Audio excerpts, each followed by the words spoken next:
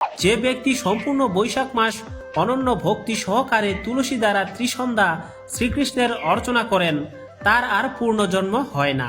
তুলসী দেবীর অনন্ত মহিমা অনন্ত শাস্ত্রে বিস্তৃত, কিন্তু এই মহিমা হচ্ছে অশেষ। শ্রী ব্যাসদেব তুলসীর মহিমা বর্ণনা করতে গিয়ে পদ্মপুরাণের সৃষ্টিখণ্ডে বলেছেন, শ্রী তুলসী দেবীর পূজা কীর্তন ধ্যান রপণ ও ধারণে সমস্ত পাপ নাশ হয় এবং পরম গতি লাভ হয়।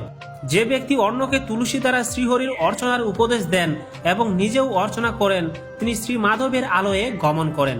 শুধু শ্রীমতী তুলসী দেবীর নাম উচ্চারণ করলেই শ্রীহরি প্রসন্ন হন, ফলে পাপসমূহ নাশ হয় এবং অক্ষয় পূর্ণা অর্জিত হয়।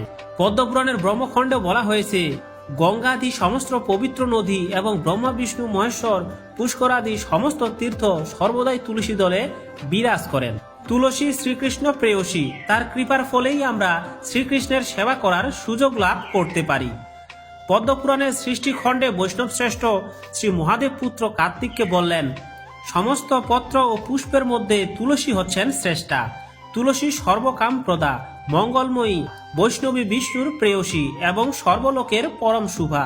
যিনি নিত্য তুলসীর সেবা করেন তিনি সমশত ক্লেশ হতে মুক্ত হয়ে অভীষ্ট সিদ্ধি লাভ করেন।